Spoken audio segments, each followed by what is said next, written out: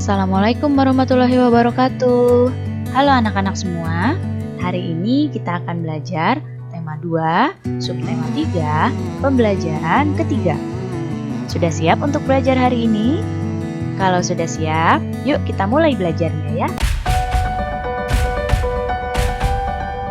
Masalah sampah menjadi masalah yang umum dihadapi masyarakat di kota atau di daerah manapun.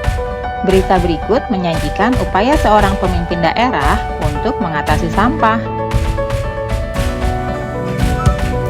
Kelurahan Babakan Pasar luncurkan gerakan pungut sampah. Agar masyarakatnya sadar dengan kebersihan lingkungan, terutama masalah sampah, Kelurahan Babakan Pasar mengajak warganya dalam gerakan pungut sampah atau GPS. Lurah Babakan Pasar, Rokib Al-Hudri menyatakan, GPS ini merupakan program pemerintah kota atau Pemkot Bogor pada tahun 2016. Program ini bertujuan agar kota Bogor terbebas dari sampah. Karena masalah sampah merupakan tanggung jawab seluruh masyarakat, sampah ini bukan hanya tanggung jawab pihak kelurahan atau orang per orang, tapi tanggung jawab bersama kita semua, jelasnya.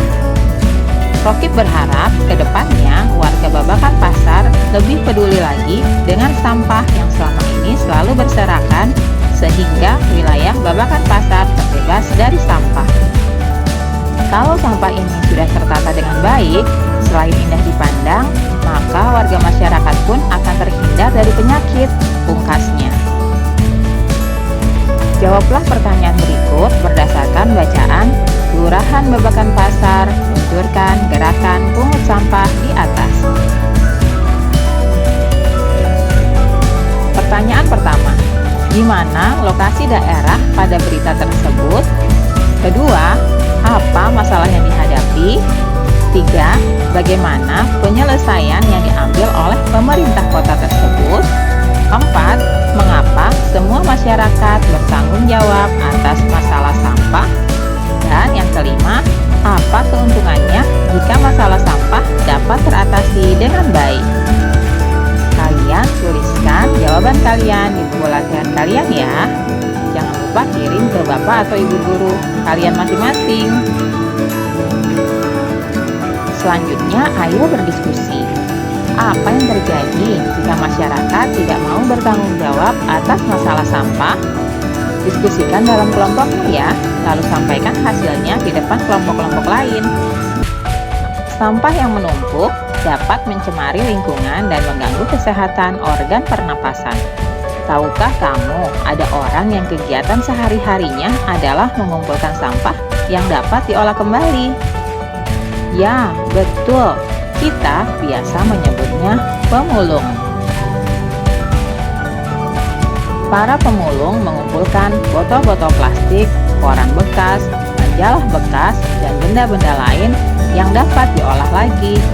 Benda-benda itu disetorkan kepada orang-orang yang dapat mengolahnya menjadi benda-benda lain yang berguna. Nah, berikut ini beberapa gambar benda hasil daur ulang. Bagus-bagus sekali bukan? Tidak menyangka ya bahwa ini asalnya adalah dari seonggok sampah. Sekarang benda-benda itu terlihat cantik dan bisa digunakan kembali. Diskusikan pertanyaan-pertanyaan berikut dalam bentuk diskusi panel bersama seluruh siswa dalam kelas.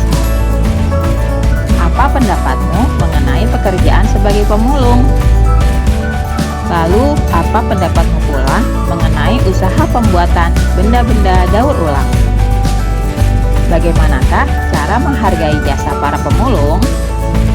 Lalu, bagaimana cara menghargai usaha membuat benda-benda daur ulang?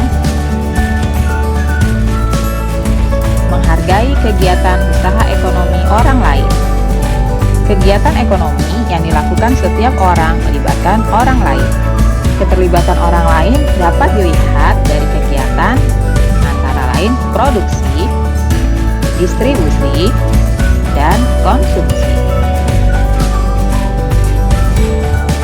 Pada kegiatan produksi, orang yang terlibat adalah tenaga kerja. Pemakaian tenaga kerja dimaksudkan untuk memperlancar kegiatan produksi.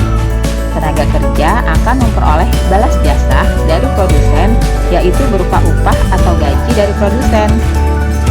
Selanjutnya, barang hasil produksi akan disalurkan kepada konsumen atau masyarakat oleh distributor.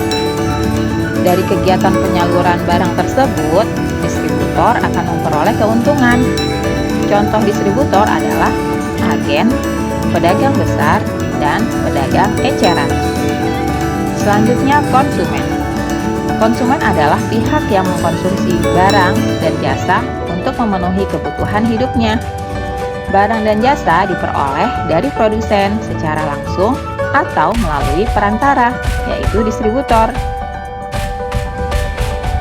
Ketiga pelaku kegiatan ekonomi tersebut akan saling berhubungan membentuk arus diagram ekonomi. Seperti gambar berikut ya. Coba temukan peran produsen, distributor, dan konsumen dalam perekonomian Indonesia.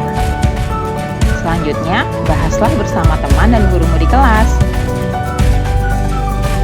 Jadi, antara produsen, distributor, dan konsumen, mereka memiliki hubungan yang saling terikat erat dalam membentuk arus diagram ekonomi. Setiap pelaku kegiatan ekonomi memiliki peran masing-masing yang saling menguntungkan. Menurut kodratnya, manusia berperan sebagai makhluk sosial dan makhluk ekonomi. Sebagai makhluk sosial, manusia akan berhubungan atau berinteraksi dengan manusia lain. Sebagai makhluk ekonomi, manusia akan melakukan kegiatan ekonomi dalam upaya memenuhi kebutuhan hidupnya. Dalam kehidupan sehari-hari, baik sebagai makhluk sosial maupun makhluk ekonomi, manusia hendaknya memiliki etika moral. Dengan etika moral, manusia dapat menghargai setiap kegiatan ekonomi yang dilakukan oleh orang lain. Amatilah pakaian yang kamu kenakan. Bagaimana berlangsungnya proses produksi pakaian? Proses menghasilkan pakaian membutuhkan waktu yang lama. Untuk membuat pakaian, produsen pakaian membutuhkan bahan baku berupa kain dan benang. Kain dapat diperoleh dari perusahaan pemintalan benang. Bahan baku benang berupa kapas yang dihasilkan dari perkebunan tanaman kapas. Untuk menjadi benang, kapas dipintal terlebih dahulu. Kemudian benang ditenun di pabrik tenun sehingga menjadi kain. Selanjutnya, kain dapat dibuat pakaian oleh penjahit. Begitulah proses panjang produksi pakaian. Banyak pihak yang terlibat dalam proses produksi ini.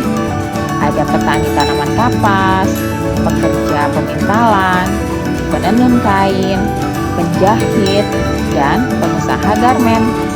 Begitu panjangnya proses produksi ini, hendaknya kita perlu menghargai kegiatan usaha ekonomi orang lain.